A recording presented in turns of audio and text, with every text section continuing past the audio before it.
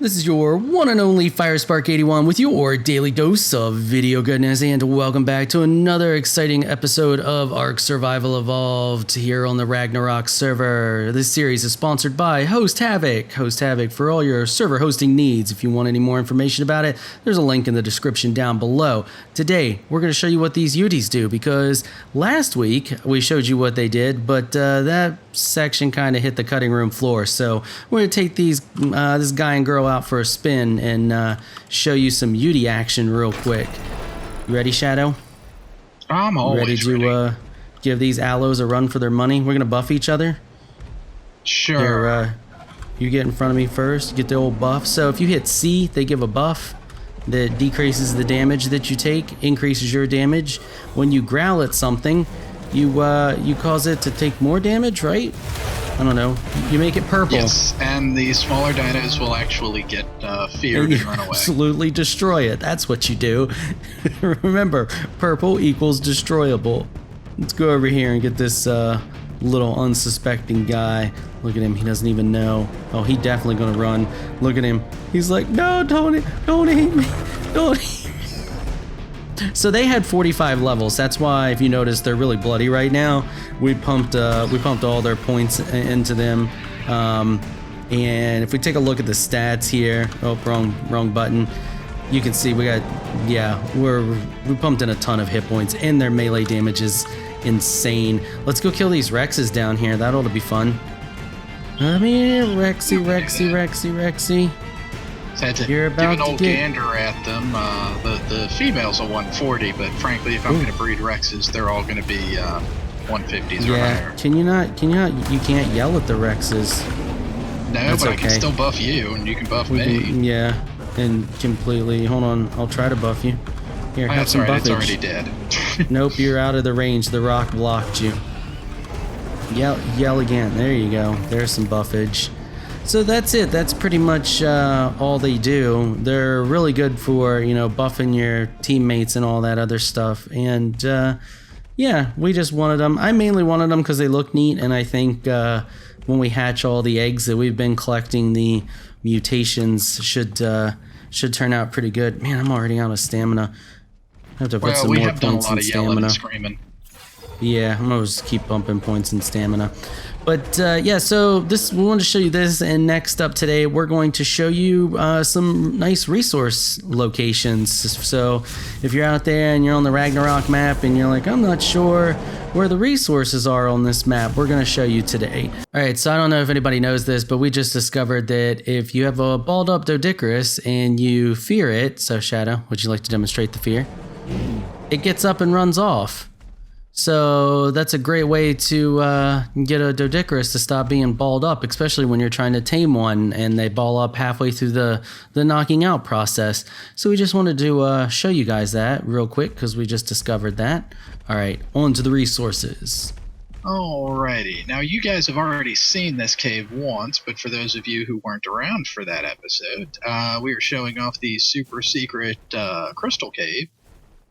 The entrance of which is located about 3750 or 37.5, 59.0, and it's actually right underneath the frozen lake here in the murder snow. So make sure you bring your fur gear, some upgraded fur gear, possibly some fires. However, this area here is just loaded with crystal through the whole cave. You'll find them all along the sides here. Now, beyond the crystal, there's also a number of metal nodes in here.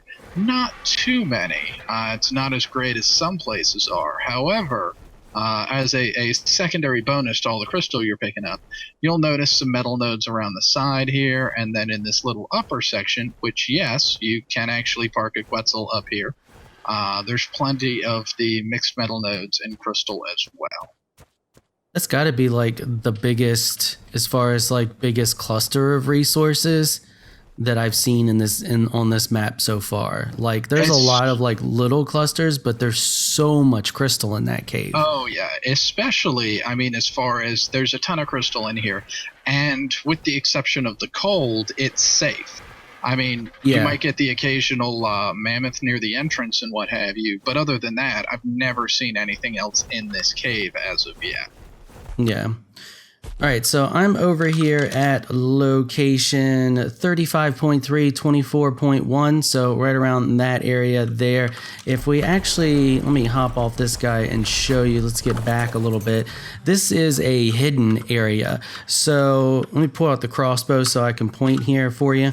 So this right here, this cave entrance is completely filled in with breakable stone when you start the map. Now, the stone's not respawning here because we have our little house here housing our teleporter, but you can see there's a stone there hanging down, and that's actually breakable stone if we could reach it. And the whole entrance here is filled with stone like that, and at first glance you may not even suspect a cave being here. So but there is, and you can tell if you take a look here. You can see there's like this little outcropping, and it's actually right near the plateau area over there where there's the long land bridges across over that way. So once again, let's take a look at the roundabout location here. So the entrance, well, the exact entrance is at 35.3, 24.2. So I'm standing in the mouth of the cave right now, and there is a ton of metal in here. Now, I'm going to go through and I'm going to harvest a chunk of this metal, but keep in mind that we're on a 5 times increased gather rate here. So it's going to vary on server to server. If you're on, of course, if you're on one that has way more higher increase, one of those 20 times, this is going to be a one-stop shop for you. Vanilla players, you may have to go to a couple other locations that we're going to show you and stuff, but there's also a ton of obsidian, and you can see there's a lot of metal. It's on the walls, and you can get it. Just get your Anki up close to the wall like that, and he will hit it. So you can see there that even though that it's up along the wall there, you can still hit it. And right here, you just get your Anki up there, and you can see that he broke it. You think that the Anki can't reach it, but he can. They're pretty good at getting those high places. But so I'm gonna go ahead and I'm gonna grab these here. Now, I haven't even made my way around the whole cave yet. Let's get this rich one, because these rich ones give a ton of metal. Okay, so I haven't even made the way around the whole cave, and those I think might have already been in there. We got 3,488 metal, 1,490 stone, and 944 obsidian. I usually throw out the stone in this cave because you kind of have to, unless you've just been pumping nothing but weight on your Anki, because you're going to get enough metal to fill them up. What do we usually get out of this? 10K just for this one cave? I've pulled upwards of 12 out of there. Yeah, so but once again, that's going to depend on your server and your gather rates, but even vanilla wise, you can still get a pretty good chunk. And there's some here that are like hidden. You can see there's just the tip of that one sticking out, but trust me, there's metal in there. You just got to start whacking at the wall. All right, so you want to show them the next location, Shadow? Yep, we are setting up here at the next location real quick. You'll notice I'm down here along the shore. As far as exact coordinates, we're looking at about latitude 12, longitude 43. We're on the northern shore, just north of where the castle is, and we are over here for some pearl gathering goodness. I'm out here on Ricky Bobby, the ridiculously fast. I totally forgot. Baryonyx. Baryonyx? Yes, Ricky Bobby, the ridiculously fast Baryonyx. And we are going to go do a little scuba diving. I'm actually going to have him follow me as well, because I'm going to be popping off and swimming around. And it's just easier to have him follow us. But we're going straight north. We're actually going over beyond the cliffs here and the little islands, because we're going pearl diving. And if you go down, you'll notice there are tons of pearls right along this shelf. Now, you can go over the edge there, and there's some metal down in the crevice and whatnot, but I prefer to stick to the shelf here. You'll get a few sharks and some really slow-moving jellyfish. However, you will also get tons of pearls. So I've got him on follow, and we're just going to swim around and grab a few. There are a few little nooks and crannies here on the sides where you can actually get large numbers of them kind of grouped together. But you can pull easily a few thousand pearls off just swimming around in here. As I said, it's always nice to have a something following you, just because there is the occasional shark, there is the occasional ray, but nothing too dangerous over it. Just your average sea life, your non-deep sea life. No, you're not deep sea life.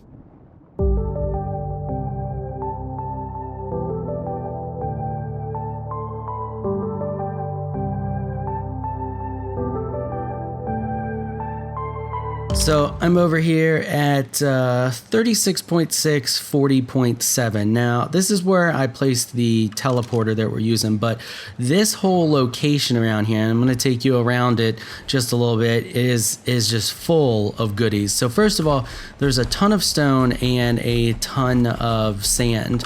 And there's also these here, which they're the aloe plants. If you pick them up, you can see that I'm getting cactus sap. So if you're looking for cactus sap, you're going to find it in this area around here. And if we go up here, and I'll show you where a little bit of a landmark location, so you can know you can know if you're in the area or close to it. So we're in the actual plateau area here, and there's a giant waterfall up here.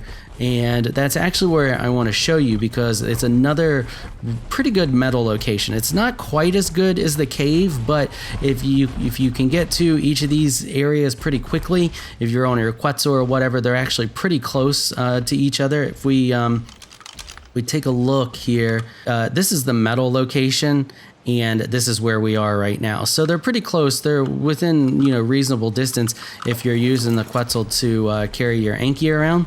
All right, so let's go up here to this waterfall area, and I'll show you where all this metal is. As you can see, there's some more cactus sap, the more aloe plants right there and right there. So they seem to be just speckled all around up here. So if you need that cactus sap for whatever reason, you can totally get it. Tons of stone. So you can see there's lots and lots of stone up here just everywhere.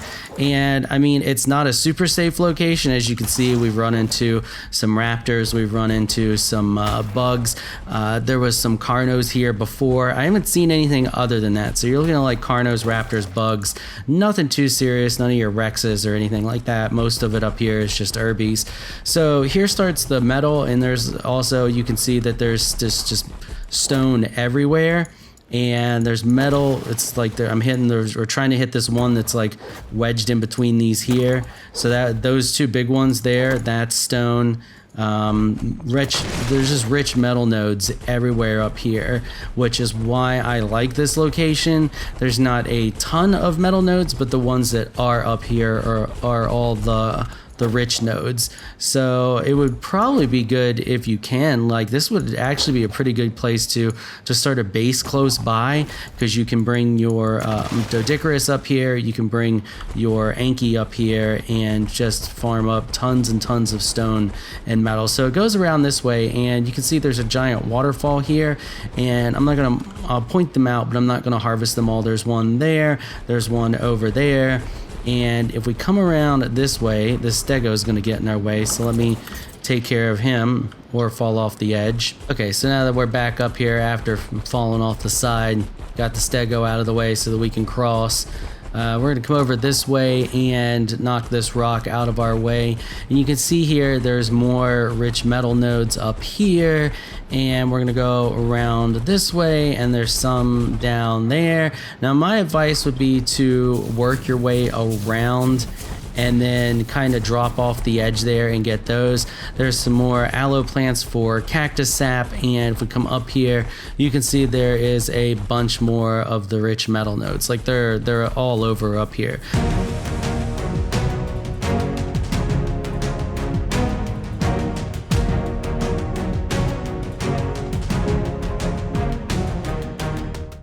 So guys, we're at the second really good pearl location, and we're actually in the center of Viking Bay right now. Actual coordinates, you're looking at 22.0, 33.3, give or take, and we're actually going to take a trip down into the tunnel here. It's not quite as safe. I actually did just clear out about a half dozen megalodons here. And you'll notice along the bottom there, what's trying to get up to me is a whole bunch of Eurypterids. This is also another cave where you're definitely, unless you're playing on a modded server, or I should say a server with increased rates and have ridiculous amounts of oxygen, and even then I would definitely recommend some scuba gear if you're going to spend any time in here. We have the tunnel here. This actually runs all the way back into the lightless caverns. But all along the bottom here, as I get deeper in, you'll notice along the sides, there's plenty of pearls here on the sides. Now, once you get beyond the entrance, there isn't a whole lot of things that are going to attack you, but you can get the occasional Eurypterid that wanders in a bit. Other than that, through here, the only real danger is going to be drowning, because this tunnel goes back forever. Not quite forever, but pretty close. So you're going to want to make sure that you have some scuba gear or, some las chowder, and actually keep an eye on your oxygen stat while you're down in here gathering. So after the whole situation with the UTs and not having hardly any health after we pumped a ton of health into them, we realized we needed pigs. So we're collecting pigs. Because, we need that good HP regen on stuff that we pump a ton of health into. So I'm headed back. Oh, look. How about that? Line right up with Shadow. Shadow's headed back. I'm headed back. We got pigs in tow. And we're going to drop them off. I've already got a couple in there. I may have one little pig happy. But, it's fine. We have a ton of meat. You never have enough pig. You can never have enough pork products. That's true. It's very true. In all honesty, the pig is the height of culinary evolution. Mm-hmm. No other animal turns vegetables into bacon. Exactly. Are they all in there? I gotta go grab my rifle. For some reason, I don't have my rifle. Don't use your rifle. Use your crossbow. Oh, really? I'll probably one-shot them. Don't aim for their face. probably one-shot them. The trick with using the crossbow is it actually does damage to them and causes them to proc their healing, which drops their food that much faster. Oh, okay. I got you. So just there we go. See the one there that's So I doubt they will actually die, but they should. Just have to take our time and attack them slowly. Mm-hmm.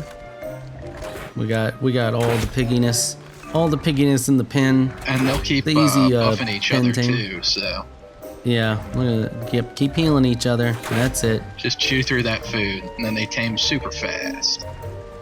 Basically, it's built-in starve taming mechanic. Heck yeah. I'm okay with that. Nothing like quick piggy tame. We have 3, 4 in here? 4. I don't know if it's even male and female or what. Just grabbing pigs. Because it's fun. Oh, we got one down. Come on. Come on. You're getting tired. How much narcotic do you need? Oh, is that one just kind of stuck there? He's stuck behind. They're all stuck. They're all stuck. They're confused. The one went down. They're trying to guard him.